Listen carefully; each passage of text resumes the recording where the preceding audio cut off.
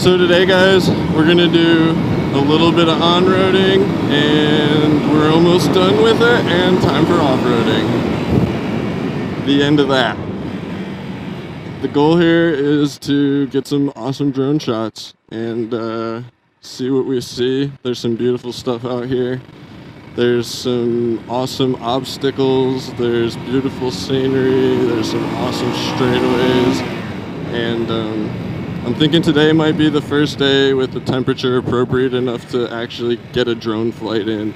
And there's been so many wildfires out here that I've definitely discovered going north right now is nothing but a giant no-fly zone. So I don't know, I'm gonna head a little bit more southwest on this pipeline trail, and we'll see what kind of awesome shots we can get between the GoPro, the what else do I got with me today? So bug on my face, or maybe sweat.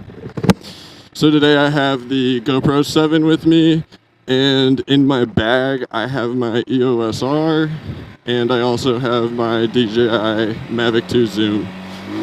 And I've been trying to make this video for 4 days now. This is literally my 4th day in a row coming out here, and my biggest issue has been getting used to the terrain, dealing with the heat.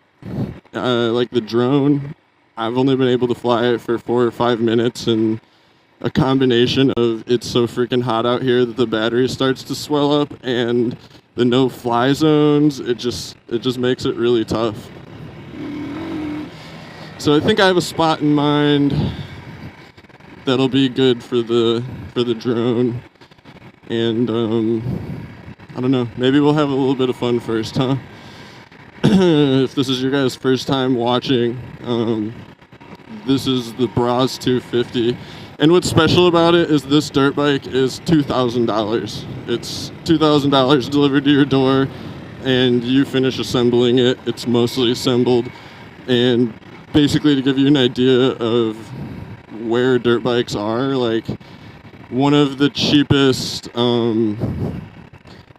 dual sport bikes like this, an enduro, aka dirt bike with plates and street ready, is probably the Kawasaki, and after getting out the door and everything, it's close to $6,000. So it's about a third of the cost. It's a lot. It's definitely not as nice as like the Kawasaki in any way. The suspension is worse. The engine vibrates more. It's carbureted versus fuel injected. You definitely get what you pay for, but there's never been an entry point that I'm aware of this low for this high of a quality bike. And it's pretty similar to kind of like a Tao, but the big difference is like the Tao is just a super cheap bike to be cheap, and this is too, but this is more cheap because it's mass produced. It's the first time it's ever been in North America. This is a South American bike, for transportation, and they just made an American version. So like when you see videos and pictures of South America and everyone's on a motorcycle, there's a good chance they're on a Bashan. They're on the South American version of this bike, and it just has a higher build quality than the Tao, supposedly. So I don't know. So far, my biggest thing is just bolts and stuff rattling out. You just really, I would recommend taking every little bolt out that you can that doesn't have, the little blue slash on it from the factory, just meaning that they torqued it out or something, which I also wouldn't trust very much, and put Loctite on them, That's my next project. I've already lost so many little bolts that Jeff from Peace Sports is sending me more, and when they get here I'm gonna Loctite them all in, and in the meantime I've just been going to the hardware store and getting different bolts that fit, which usually means like it has like a different head or something, so it's fine, but it'd be nice to have all the right ones. And so far I lost both the ones in my taillight. I replaced them, but I lost the stock ones, and my taillight was hanging. And then 2 days ago on this trail, I lost 1.5 of the bolts and I say 1.5 because one totally fell out and the other one was barely hanging in, for my rear brake down by my right foot. So I just happened to look down and see it right before it fell out, and I was able to like limp home by tightening it every couple miles and not using it. Once again, just tighten it, and like also I'm putting lock washers on a lot of that stuff.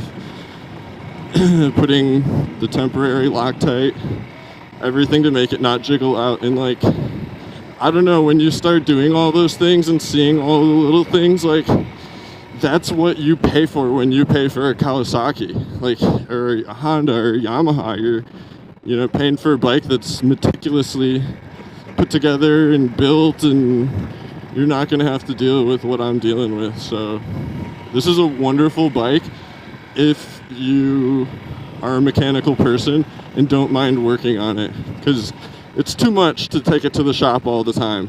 I'll just like tell you that right now. If you're that kind of person and you're like, yeah, I don't really care though, because I'll just take it to the shop, like, you're not going to want to take it to the shop every week.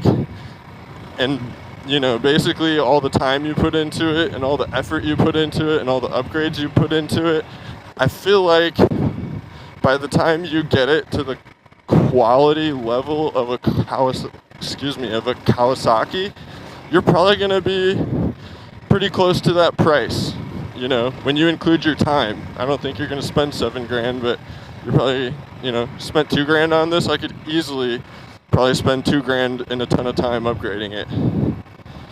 And there's some things that you just can't even upgrade, like the frame, you know, it is what it is. But, you know, I just keep coming back to, like, it's $2,000 and look what I'm doing. I'm on a mountain. So, right here is where the drone kept dying on me and where I know we're in a no-fly zone.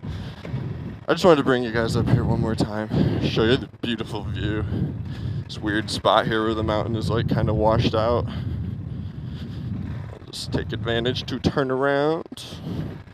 Right into this rut. Perfect.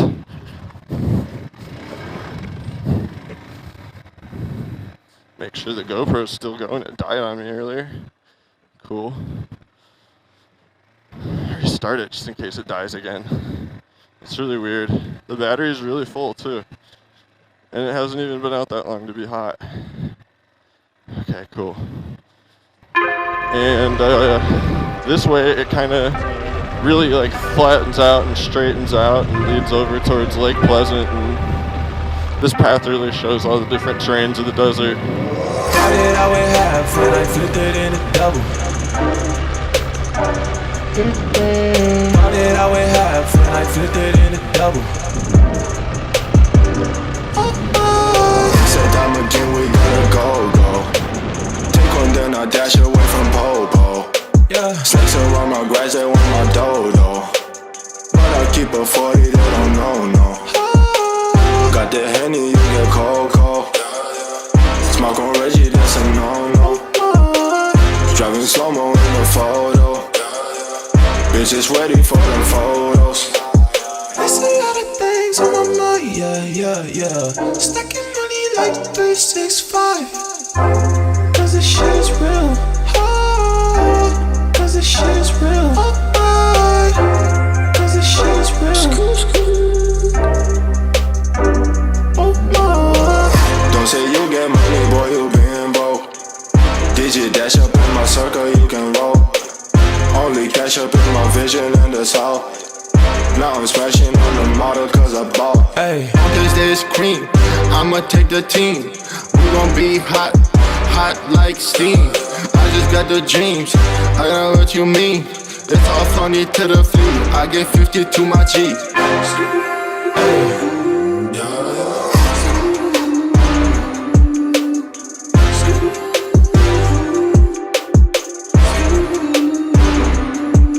Hey.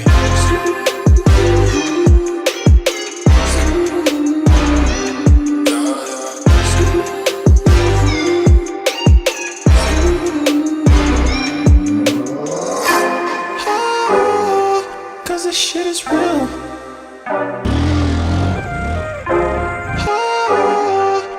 this shit is real.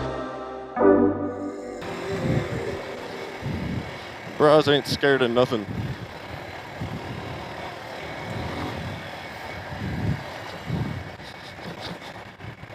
Yeah, this is serious stuff. You wouldn't be able to get through it if you weren't on a nice bike.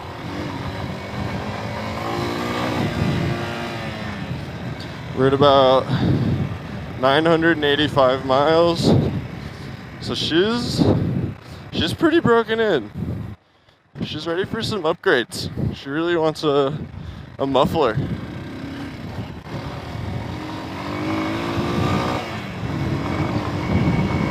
can tell it's starting to flatten out here.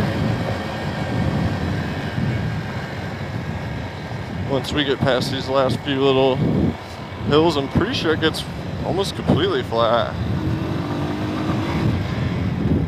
Find a good spot to launch the drone. Here's where we came in at.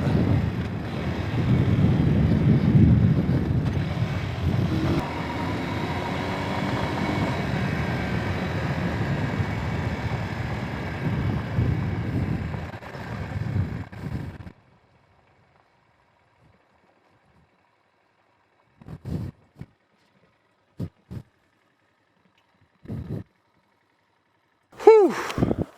Man, what a haul. So finally found that flat spot we were looking for, and now I'm gonna get the drone up and we'll see how long it can stand the heat. It's about exactly 97 degrees out. So too hot for drone flying. We're gonna try and make it quick. Let's see what we can get in a few minutes.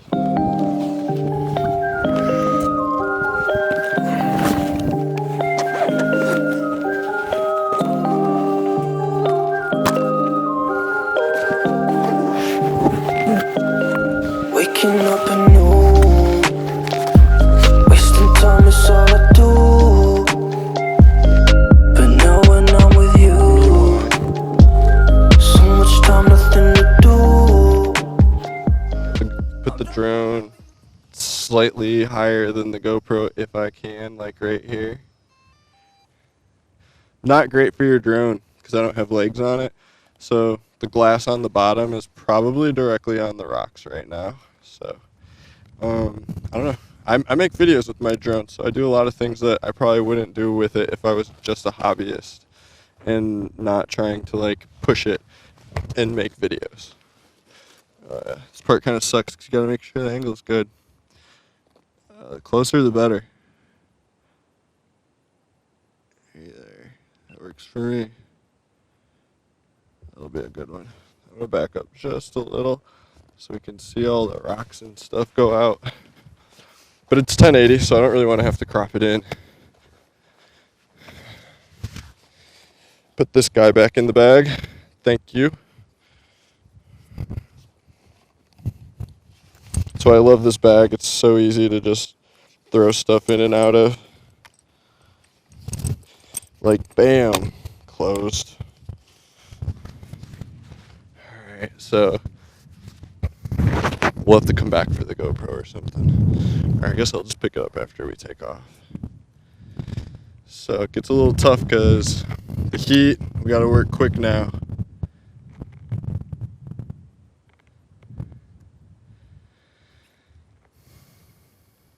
iPhone can overheat, everything can overheat. I'm dropping you texts now. You said you want me when it starts. Being with you just feels right. You said we could meet it when it starts. Yeah, slow down. So let's pick up the GoPro. Sun is about to go down. Auto track the drone on the bike. So what you doing tonight?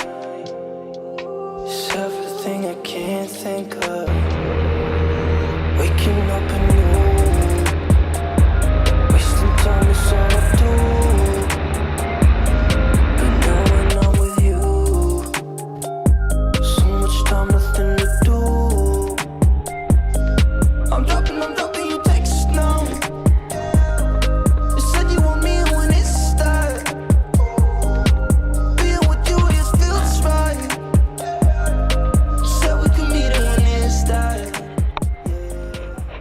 What's gonna look coolest out here, the sun's almost directly above me. I like to put the drone where the sun is so that when it shoots, obviously it's not ever shooting into the sun because it's the hardest thing for a camera to do. So I see my highest bush is about this tall. I see there's a freaking telephone pole in front of me, so I think this will keep it under the wires and away from that pole, but I do have to look out. If I smack the one pole in the middle of the desert, don't do that. So you got to flip the switch first to make your options come up. I like to turn the APAS on, even though I'm pretty sure it automatically does. Anyways, start working on my framing, finding my target, going to the mode I want to use, which is active track, and I am going to use profile mode. I use profile mode because it profiles me. It stays where I put it versus auto follow is always going to end up behind you unless you have a free hand to fix it. And I'm riding, so I don't. This is where I wiggle a little bit to try and create that target. Cool. Oh, here, let me screen record this for you guys, how that would help.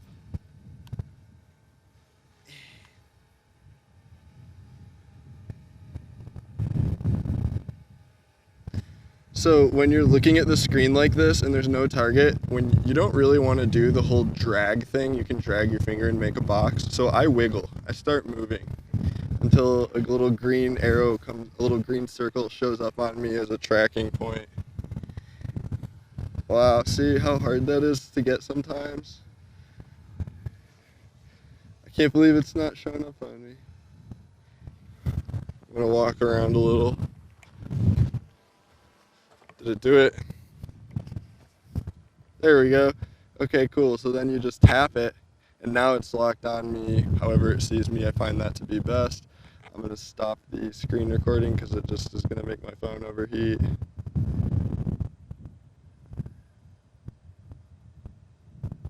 I stopped it and started a new one. Stop. Okay.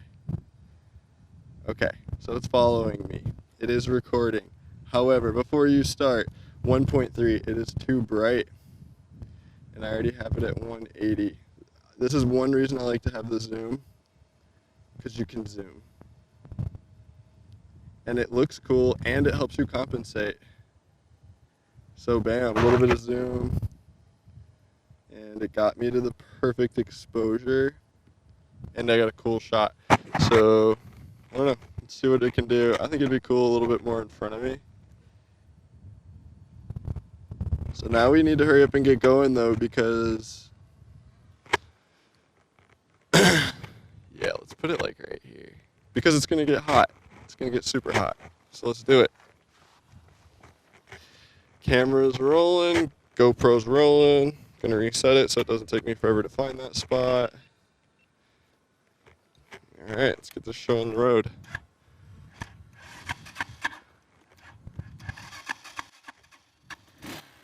Good old trustworthy.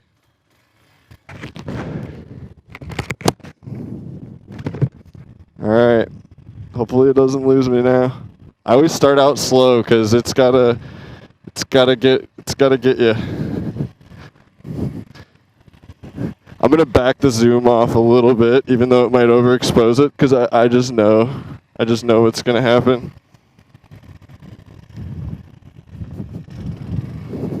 Really hard to do this while riding. Alright, so I'm gonna get going, see what it does.